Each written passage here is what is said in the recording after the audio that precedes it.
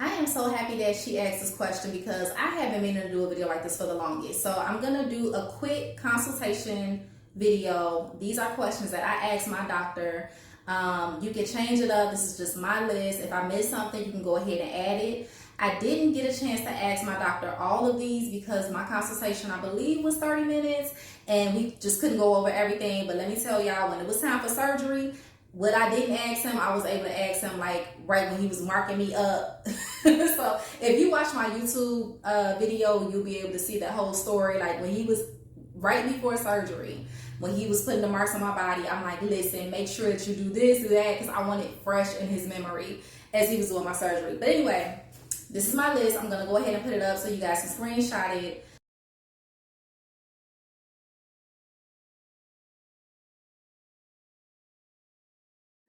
So the first one says V-shaped scar, not round. So I did not want a round scar. So like I said, I'm in some tummy tuck groups and some women, their scar is like round, like a U. I didn't want that. I wanted more of a V shape because I wanted my scar to be really low. So I just told my doctor, make sure that I have a V-shaped scar, not round. I asked him how long will I be under anesthesia. So for my surgery, I believe I was only under for like 2.5 hours. He told me 4 initially, but when he did my surgery, it was only 2, which was great. I'm not a big woman and he didn't have to do a whole lot. Like I didn't have a whole lot of loose skin, so it didn't take him as long, which is great. Like I said, I was only under like 2.5 hours. Will I have a tube down my throat? So I don't think that they do the anesthesia that way. I'm not sure. With me, I did not have a tube. He had a mask over my face. The reason why I asked this question is because when I was put under for something else, and when I woke up, my throat was hurting so bad from that tube being down my throat. So that's one of the reasons why I asked this question, just to be prepared for that. Any deaths? So you want to ask your doctor this question. Some of this stuff you can Google to find out if they have any deaths. I just wanted to know, if he was gonna be honest with me or not. He don't have any deaths. If he does, you want to ask why. So this is like an extended video as far as like the whole death situation. You have surgeons who do everything right in the surgery, in the operating room. But then you also have patients who, once they leave the operating room, they either go to a recovery home or they go to a hotel, or even go home, and they may have complications after surgery. Is that the surgeon's fault? Most likely no. I mean, honestly, I don't want to speak on that, but let's say if a patient develops a blood clot, that's really not the surgeon's fault. You just really don't know with the surgery, with any surgery, you're taking a chance. So these are questions that you just want to ask. You want to cover all grounds and you just want to be prepared for everything. But next question. Medication to help with nausea. So my doctor did prescribe me some medication, but he prescribed me the medication after the surgery. What I should have done, I should have told the anesthesiologist that I do have a reaction to the medication and to the anesthesia.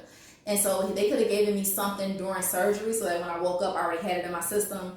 Because I didn't tell him, I woke up and I was vomiting like crazy, but that's just my reaction from having anesthesia. That's the way my body reacts. So you do want to speak with your anesthesiologist and ask them, do they prescribe something for nausea?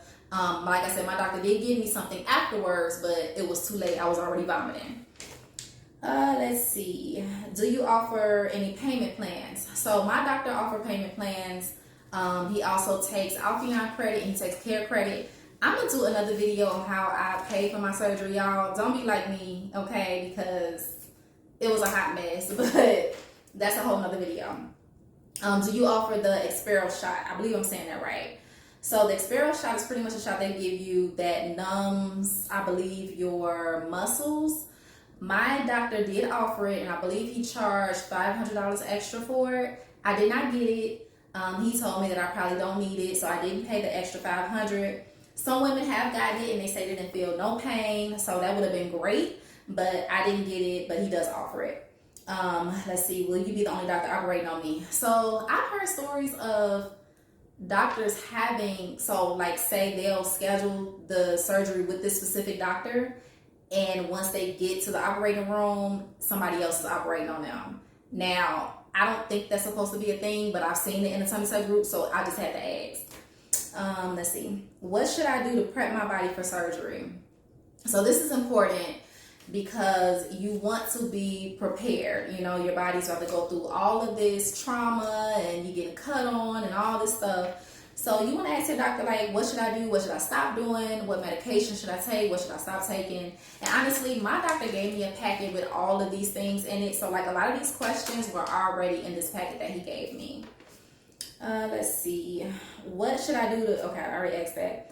How many patients do you operate on daily? This is important to me because some doctors, I'm not going to say who, but some surgeons, some plastic surgeons, they operate on like 10, 15 women in a day. Like, no lie, y'all. It's like back to back to back. I didn't want to do that. Like, I was going to go to another plastic surgeon, and I didn't even get a chance to meet him. Like, they told me the consultation, I would probably talk to him on the phone, and then he was just going to operate on me the day of my surgery. Like, everything was done through his assistants and anybody else that he worked with. It wasn't directly through the surgeon. And I didn't like that. I wanted to, you know, meet my surgeon in person and get to know him. And, you know, this person is operating on you. You want to know who this person is. So that's the reason why I asked that question, as far as like how many patients, just to see if they like booked up like crazy and they're not turning people away, whatever. I just wanted to make sure that he wasn't overbooking himself. So by the time he got to me, I'm the 10th person. He tired and, you know, like, that wasn't gonna work for me. Luckily, Dr. Rosett does not operate like that. Do you have a recovery home? So I did not stay in a recovery home. I actually stayed in a hotel right across the street from the surgery center. I believe that my doctor did offer, he does have a recovery home, and I believe that is an additional cost.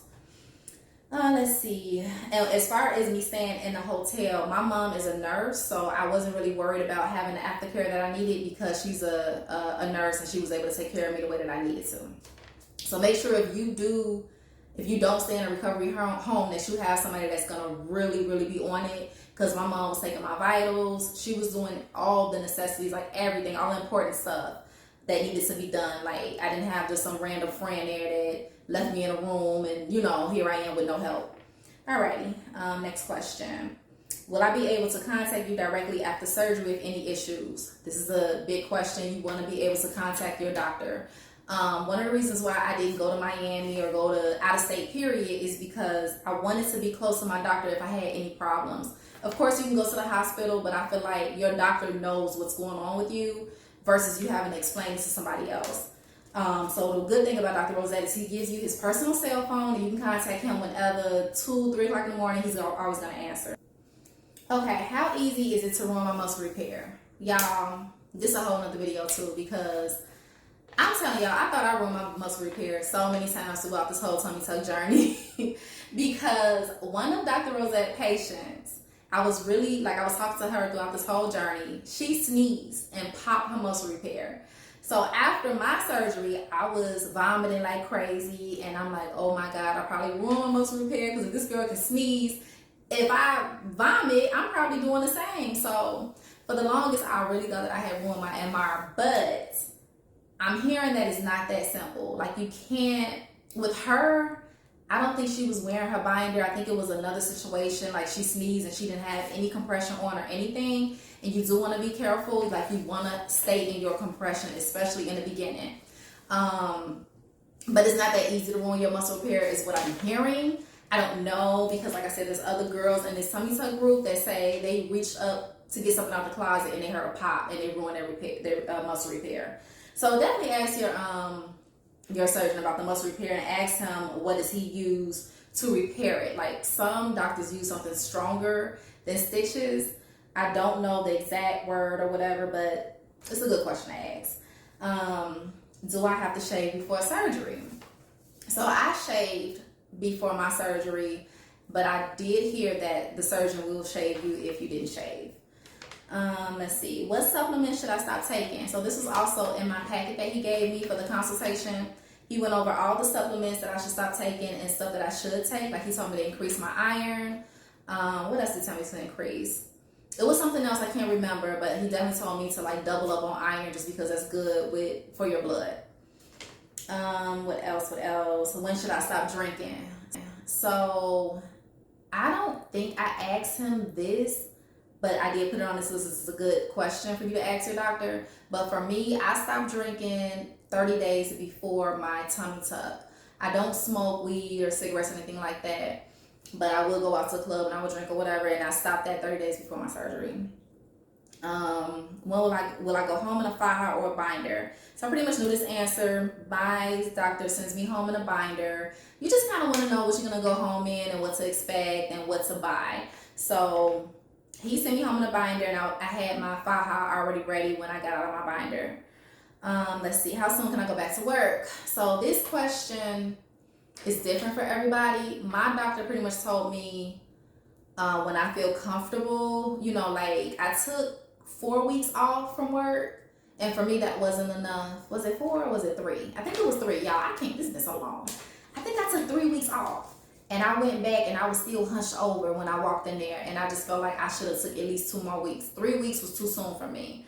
But that's all the time I had. So make sure you have the time or you just not going to get paid. I used all of my sick time. And I think I only had 3 weeks, and that's why I went back. FMLA. So I asked my doctor about FMLA, and he was like, you can get the paperwork, but I'm gonna be honest, I'm not gonna just put like he was gonna put specifically what I was getting done, and FMLA was not gonna prove no cosmetic surgery. So I didn't even bother getting the paperwork. I could have had him fill it out, but he was gonna be honest and tell, is what he should be doing. But some doctors worded it different.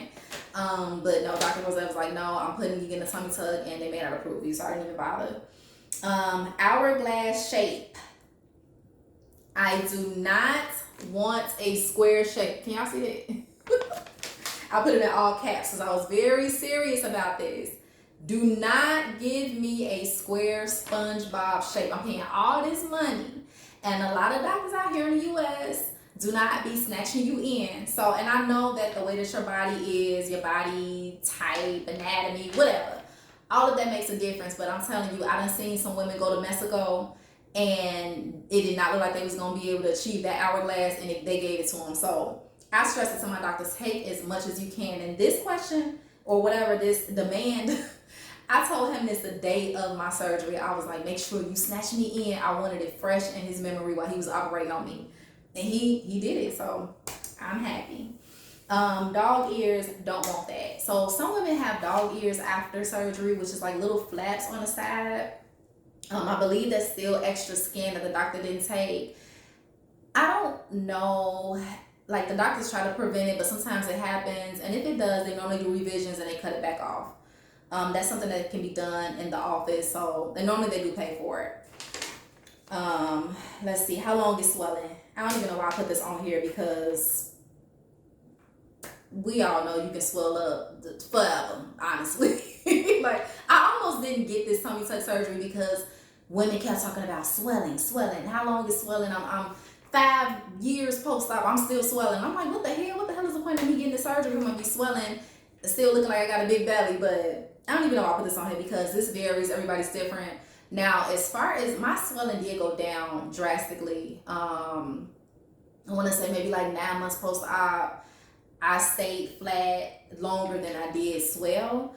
But even now, I still do swell up, bloat, whatever. It's really from my diet. I know the reason why I am bloating is because of my diet. How much for additional lipo? So for me, I got lipo to my flanks and my abdomen. I did not get 360 lipo. What did I get? I didn't get my back, and I kind of regret not doing my back because I do have a little bit of back fat. But like I said, I'm gonna just try to work that off at the gym. How to prevent blood clots. Now, this is a good one. I should have put this at the top. For me, what I did was I had compression socks, which was also in my care packet that my doctor gave me. Your surgeon is going to give you all the things that you need as far as like preparation. I did have compression socks, and I think I kept those on for like 3 or 4 weeks straight after my surgery. I did not play. I made sure to move around and walk as much as I could. The first day is really hard because you're in so much pain, but I did my best to get up and move around just to keep that blood flowing, because you do not want to risk any blood clots. Let's see. Will my Mons area be lifted? Now, I didn't even know what a Mons area was until I got this surgery, but it's the area right here And some women, after they get their surgery, it's like lifted. I don't think mine is. I feel like mine looks the same, but you know, after having that skin over that area for so long, you don't even see that area. So it's a beautiful thing to be able to see after all that extra skin is gone. But I don't think mine is lifted, but some women, they do feel like, you know, it's a little higher or whatever. I don't know, but it's a question to ask. Are massages necessary after a TT? Tummy tuck. So I got one professional massage, and I massaged myself throughout the rest of my journey, my tummy tuck journey. Some people say massages are necessary. Some people say no. I believe my doctor told me that they weren't because I didn't get a whole lot of lipo. Like if I had did 360 lipo and I did a BBL and had all this stuff, then maybe I should be getting massages. But I did not do professional massages. I did them myself, and I feel like my stomach turned out fine. So it's up to you. If you want to pay the extra money to get massages, go for it. If you feel like you need it. If not, I feel like you'll be just fine not getting it. But that's my opinion. Don't start, y'all. Don't come for me. If you got massages and it worked for you, great. I didn't get them, and my stomach is just fine. I did it myself. I didn't do professional. Okay. Let's see. And then the last one is, how can I prevent fibrosis? So I feel like I'm saying it right. Fibrosis. That's that little hard tissue that you get underneath your skin from the lipo. I did have that, and now massages help with that. That is how you prevent it. You just massage yourself. I had a bunch of them right near my scar, and I was able to massage those out. The areas that my doctor did the lipo is where I had the little hard spots, and those are gone. I don't have any of those bumps underneath my skin. My skin isn't wrinkly, it's smooth. I know you guys seen pictures of like women who had like really bumpy skin.